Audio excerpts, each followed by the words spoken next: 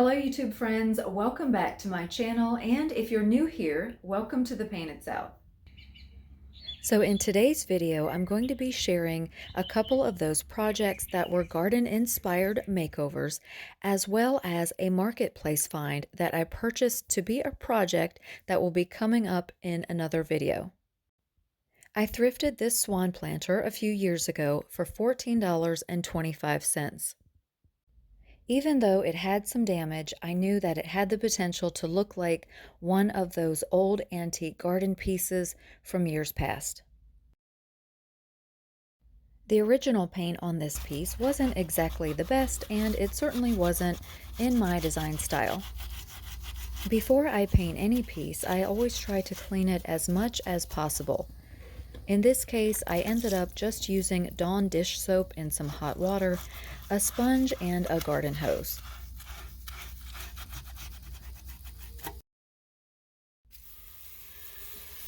And of course, after I washed it, I let it completely dry in the sun.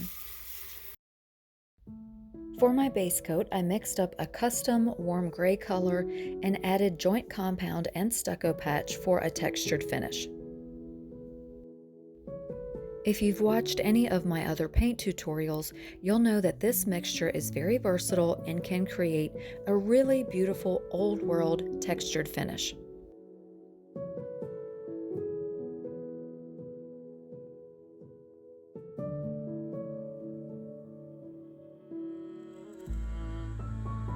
Now, I was lucky enough to find this planter for a great price at a thrift store. However, there are so many available online, you can surely find one to fit your style and budget.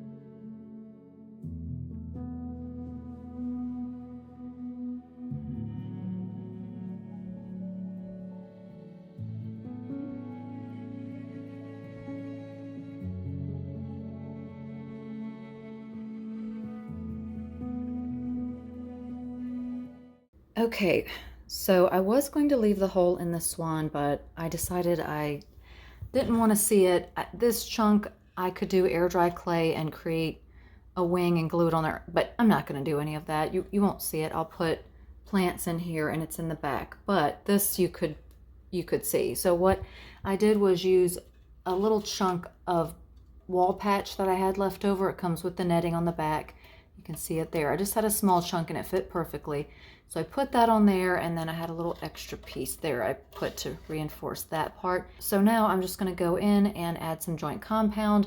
I may try to shape it a little bit as it's drying so it looks like the rest of the wing, and then that should be good. And this is just the base coat. I made it look like a gray concrete, and I think it looks good already. I mean, I don't have 100% coverage, but I didn't really need that.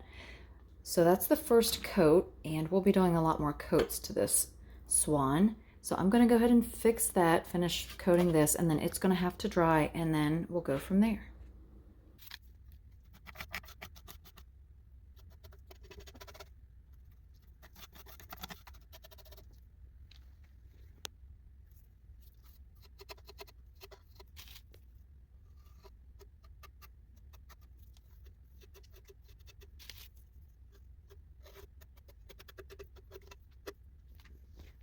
Well, I'm going to stop messing with that and let it set up a little more. I don't want those to look like leaves instead of feathers, but it is what it is. At least there's not a big hole in there. And so I think I'm probably just going to leave it, and most of it's going to be covered anyway. And this is a really big swan. I mean, you can tell. Here I go with the hand thing again. But anyway, it's a nice large planter. So I'm probably going to have this either on the mantle or on the entryway setup when you first come in with those cabinets there. So I'm excited to finally have found this out in my moving boxes and to be getting it done, like my inspiration piece that I found on Pinterest.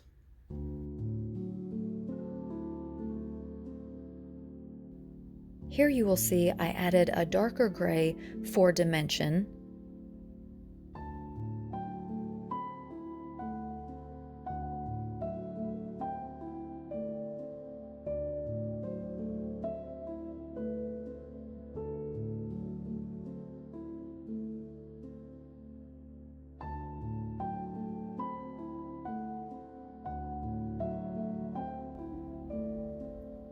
And I also added an off-white color called muslin for highlights.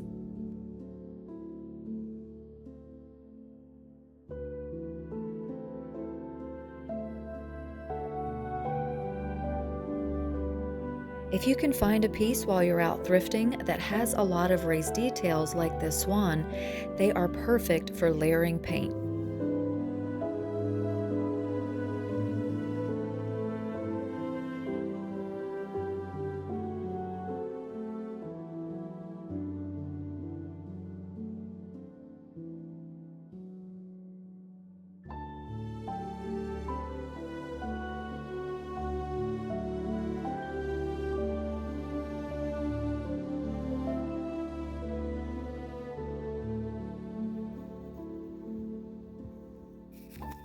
And as always, I added Java brown glaze to the entire piece, wiping and blotting away the excess to add even more dimension and richness to the piece.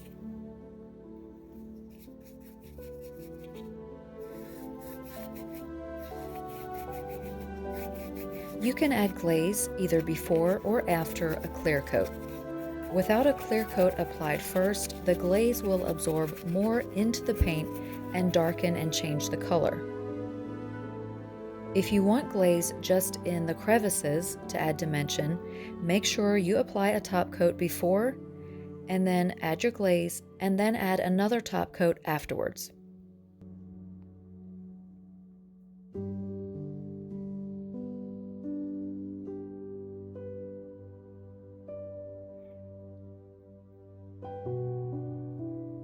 I decided to go back over the glaze with some of the original gray color, but very sparingly. And where the glaze was puddled in excess, I simply dabbed it away with a paper towel. Keep in mind that water or glaze can reactivate your paint mixture, so if you happen to rub it too hard, it may come off. But it is very easily touched up by just adding back some of your original paint mixture and make sure you let it dry completely.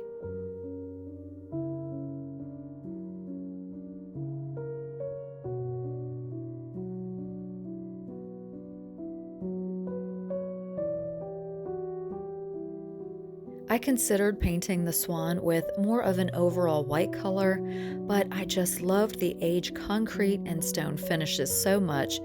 I love those old antique statues in European gardens that have just been sitting outside and getting all weathered, and so I just decided to go with this finish.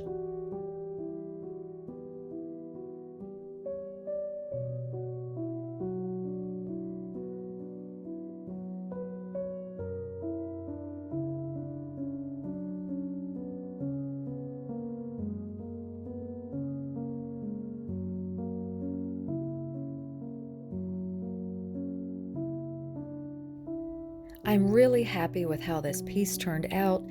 I debated on whether or not to add the moss, but I decided just to leave it as is for now. I can always go back later on and add moss to it so it looks more like the inspiration photo. And I have to say, I like my thrifted swan even better than any of the inspiration photos that I saw on Pinterest. Let me know what you think and if you would add moss to the planter or leave it as is.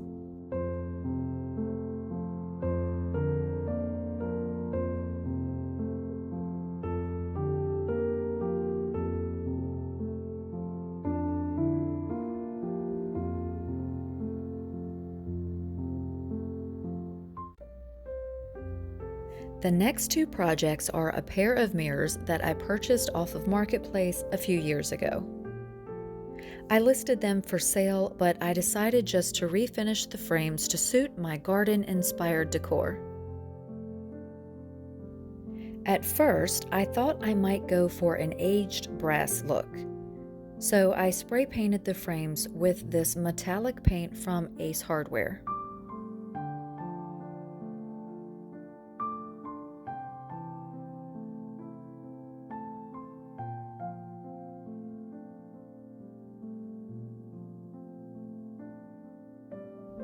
Next, I brushed on black chalk paint by Waverly and wiped it back.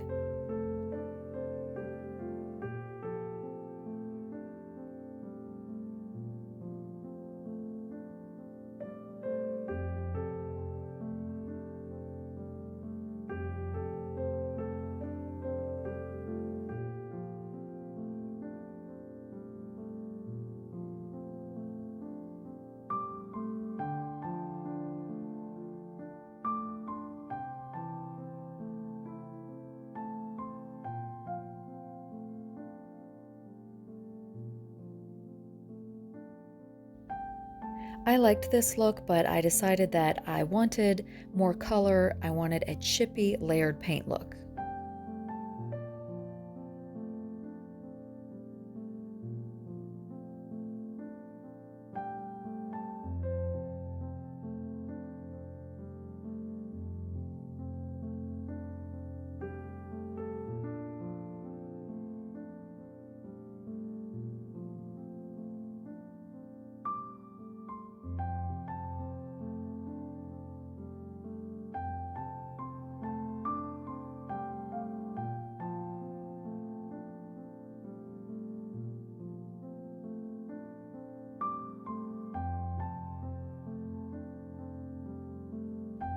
I purchased this Crackle medium at Hobby Lobby for $5.99. I applied a thick layer all over the frame and then let it dry.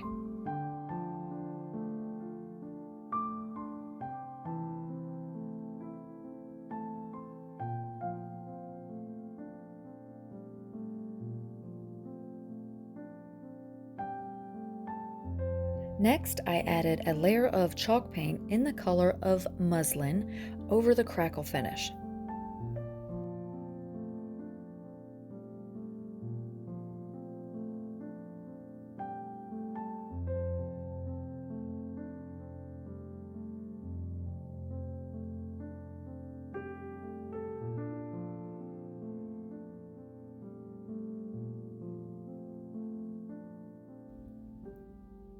In some areas, I blotted the paint off to add even more texture.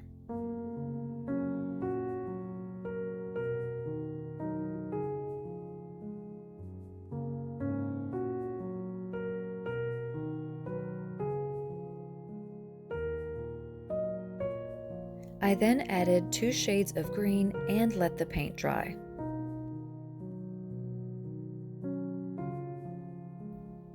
Using an old kitchen towel, I wet distressed the frames. For all of these projects today, I did spray them with a clear matte top coat. And here is how the mirrors turned out. I really wanted to add pieces in our home that would help create that indoor garden feel. I think the new chippy paint finish on these mirrors will help add that touch of green on this wall, and not only that, but they'll also reflect light, of course, and they'll make the room feel bigger. I would love to know what you think of the paint finish on these mirrors, or what you would have done differently. I always love reading your comments.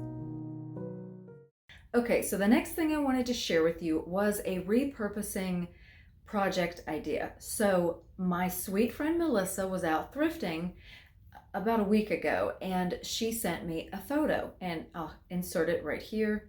So she sent me that photo, and I was mainly looking at the capitals because I have been looking for some of those, and she saw them. Well, of course, it was part of the bed that was disassembled. So the entire bed was $250, but I was like, well, I really kind of only wanted the capitals, the decorative parts that go on the columns. And then I thought, well, I could use the columns too, but I really don't need that bed. I don't have anywhere for another bed that size. And I thought, well, I can turn those into something really great. Well, the store ended up having a sale. I missed the 50% off sale. And then they were having it like the following Monday. But part of that problem is transporting that massive bed back to my house and carrying it and all that stuff. So I ended up not getting it. I went to the store and I checked it out myself a couple days after she sent me that photo. And I was like, yes, I could do something with this.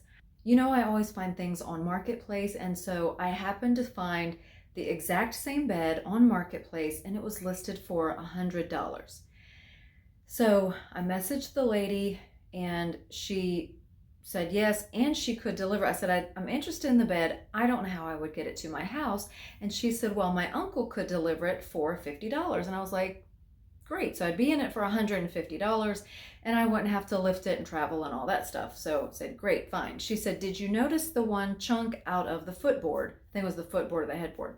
And I was like, oh, I didn't, but no problem. If I use it, you know, I can fix it. No problem.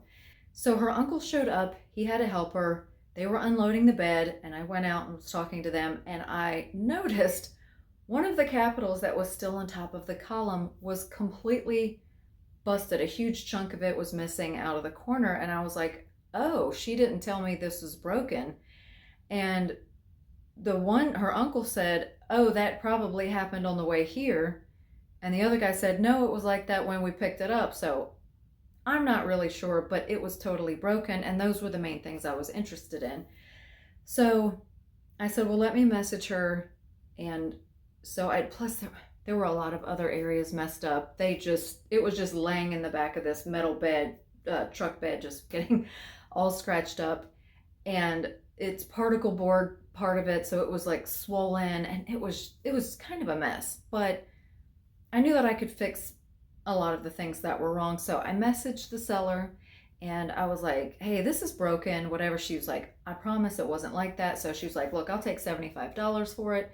So I said, okay, so 75 plus the delivery was 125. And she said she would talk to him when he got back. So I left that on her. So anyway, I'm $125 into this bed, which really is not a good deal because I found them like an entire bedroom set just like it, king size for like $300. So anyway, I now have a queen size bed with kind of mangled up columns and whatnot, but I'm going to make something really great out of this bed.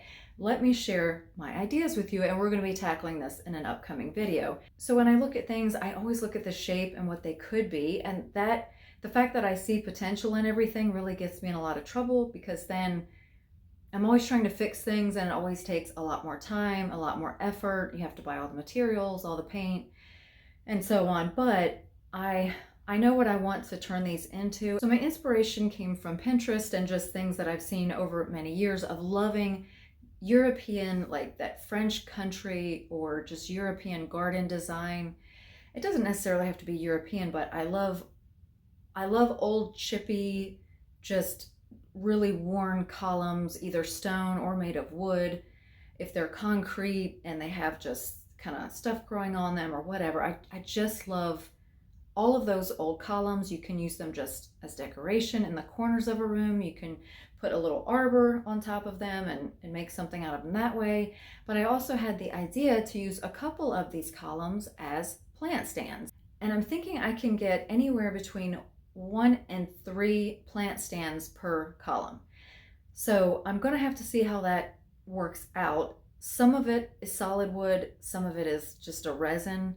And I did go ahead, I've already repaired the capital, the one that was broken, and I'll insert some footage here of how I fixed it.